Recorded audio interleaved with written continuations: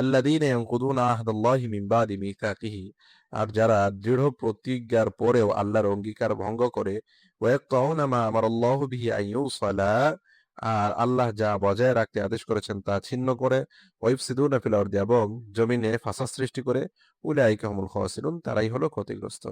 কাইফা তাকফুরুনা বিল্লাহি ওয়া কুনতুম আমওয়াতান ফাআহইয়াকুম, কিভাবে তোমরা আল্লাহর সাথে কুফরি করছো, আল্লাহকে অস্বীকার করছো, তোমরা তো ছিলে মৃত, তারপর তিনি তোমাদেরকে জীবিত করেছেন। সুম্মা ইলাইহি ইউমীতুকুম, তারপর তিনি তোমাদেরকে মৃত্যু দান করবেন। সুম্মা ইউহয়ীকুম, তারপর তিনি তোমাদেরকে আবার জীবিত করবেন। সুম্মা ইলাইহি তুরজাউন, তারপর তার কাছে তোমাদেরকে ফিরিয়ে নেওয়া হবে। হুয়াল্লাযী, তিনি সেই সত্তা, খালাকা লাকুম, যিনি তোমাদের কল্যাণার্থে সৃষ্টি করেছেন, মা ফিল আরদি, যা কিছু পৃথিবীতে রয়েছে, জামিআন, সব, পৃথিবীতে যা কিছু আছে সবই তোমাদের কল্যাণার্থে সৃষ্টি করেছেন। সুম্মা ইস্তাওয়া ইলাস সামাই, তারপর তিনি আকাশে সমাসীন হয়েছেন। ফাসাওয়াহুন্না সাবআ সামাওয়াত, অতঃপর সেগুলোকে সুবিন্যস্ত করেছেন 7 আসমান রূপে।